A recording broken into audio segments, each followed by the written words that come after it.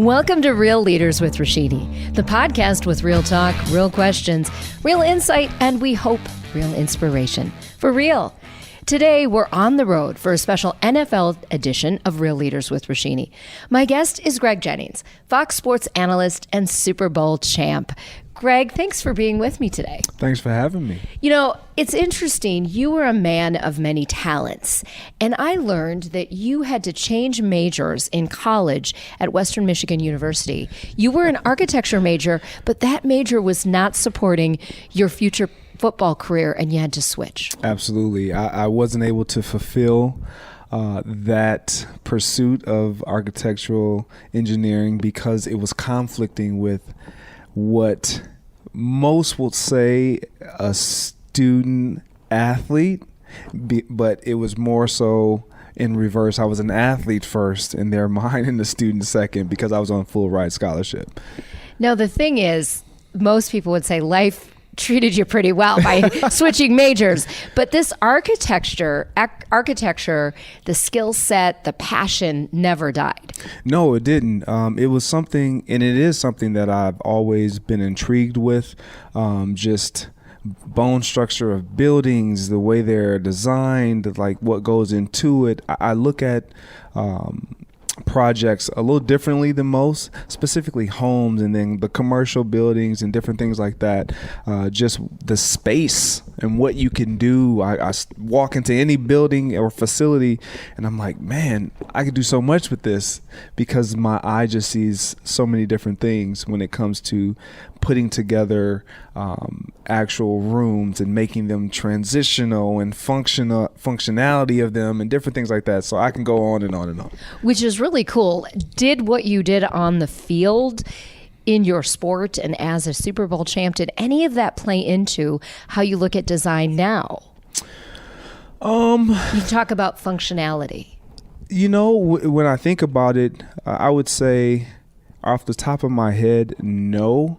But if I were to think and ponder more, yeah, because I mean, it's all about fitting pieces together, kind of personalities, if you will, when it comes to room spaces and what you want their personalities to be, their functionalities to be, and getting them to mesh and to transition smoothly from one room to the next. It's the same as being on the football field or being on a part of a team, being able to get those different personalities, those different traits of skill sets to mesh and come out with this great team to where you can accomplish the end goal, which is winning. And the same goes into a build when you come out with the end goal of an actual home versus just a house. A house meaning it's a building, it's a place where you can abide and live, but it's not really functional. It's not the rooms don't transition smoothly. There are spaces that you really ordinarily wouldn't utilize. And those are the things that makes it a home unique from a house, because a home feels just like that. Like every room you walk into, it has a place. It's here for a reason. It has a function. It has importance and value. And it supports the family. Exactly. You ultimately bought a 1.2 acre teardown. You designed a home with the team and built this dream home. And in 2017, the Wall Street Journal interviewed you, and you said, "I don't like walls, they restrict." And to me, that was my favorite quote in the whole article, because it kind of seems like that quote embodies you. It does. I don't like anything that kind of keeps me in a box. You know, what's interesting is having that mentality and then seeing those around me, closest to me, specifically my wife, kind of embody that same trait where there are no limits. Like, take limits off of me. And I can say that when it comes to homes and building, because it's almost like you feel confined, like you can only do so much. A space you can't maximize the full potential when you have restrictions and limitations and walls. And your wife trusted you enough to have you design her store, Queen Anna House of Fashion in the North Loop in Minneapolis. How was that different from designing your home? Oh, it was very different. It was not my vision. It was hers. And so she was your client. You know, I wouldn't say she was my client. It was more, I was her sounding board, but it was almost a pressure that you don't want as a husband, because I didn't want it to be my vision. I didn't want it to be mine. I wanted it to be hers. I just wanted to help facilitate and produce this idea, this image that she had, if you will, in her own mind, what it looked like, what it felt like, what it would become, how it would function. So you had to ask her the questions to get that out of her brain and onto the paper, and then ultimately the bill. Of course, and that's the challenge. What questions do you ask to pull out what you need to actually place on paper and then create this idea and bring it to life that really, when one walks into it, it's like that reveal of, this is exactly what I was looking for. And it is typically because I only did everything you said, and I just turned it into what you wanted. Your dream becomes the reality. Even though a lot of people can't actually draw, they can have the image in their mind, but some can't put pen to paper and actually create it. And that's why you have teams and support systems, because where you have an idea, someone else may be able to create the idea and bring the idea to life. Actually execute. Exactly. So as much as when you talk about this, there are many architectural firms that maybe wanted you after your pro football career, but ultimately Fox Sports got you. You've been an analyst with them since 2016, mainly based in LA. You do 3 shows out there, 1 show in New York. So you're out pretty much every other week, sometimes more. What has that brought to your life? Because that, there are a lot of former football players who are now on those sets. And let's be real, some of them are not great, right? Mm-hmm. I've watched you, and I'm not just saying this because you're in front of me now, but you do bring a unique perspective. You bring humor, and to me, you bring a reality check. What is it like being that analyst now that you're not playing? It's different. The transition was most would think it was very smooth. I would say it was a process, as any and everything is. And the reason why I say that is because most of the time when you have a former player transition to become an analyst, it's the challenge is, where do they draw the line? Do I bring locker room to the desk? Or do I side with player, or do I side with management? Well, for me, I don't side with either or unless that's my feeling or that's my take. And so I think that's what separates a lot of really good analysts. They're not afraid to speak what they feel is their truth. And that's typically all I do. Or not typically, that's what I do. I just speak my truth. And my truth is fact to me. It may not be fact to you, but it's fact to me. And so because it's my truth and it's my experience and what I've been exposed to. And so no one can take that experience away and tell me otherwise. And so I think that's the struggle that a lot of athletes have making that transition, is not being able to really identify what that truth is and trying to tell a side, meaning I'm going to just side with the locker room or the player, if you will, versus just, letting the question dictate and drive your response. A lot of players and former players have entourages, and sometimes that can get cloudy. You're very steeped in your family. What is, do you have that entourage that's not your family, but for your business side? I wouldn't call it an entourage. I have a team of advisors, but what I would call my entourage, my team, is my family. I take them everywhere. I even when they're not with me, Like you may see me post in my on my social platforms, like I have them in my garments, so meaning I have linings with my family in my suit linings, and it's just, that's my entourage, because everything that I do, I'm doing for them. Everything that I'm after, I'm trying to support them, and I'm trying to give them a leg up, a step up, an advantage, if you will.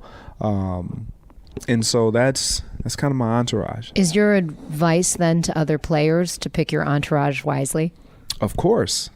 And I think one more piece of that would be to keep in mind that those in your entourage, they better have the same thing to lose as you. And if they don't, they shouldn't even be involved. They should be putting up the same or taking the same risk. So when I take a risk, my family is taking that risk. I'm putting my family at risk. And so it not only directly impacts and affects myself, but it directly impacts and affects my family. So that concept of everyone has skin in the game. Of course. And this plays out even beyond sports. So regular people out there. It does. And I look at it when it comes to Nicole and Queen Anna in One Posh Closet. Her ability to develop a team, a staff, we'd like to call it a team, is based on how vested or invested they become. The more vested they are, the greater the team, because now they have a sense of ownership and a sense of responsibility that my opinion matters, what I do matters, what I bring to the table matters, my skill set.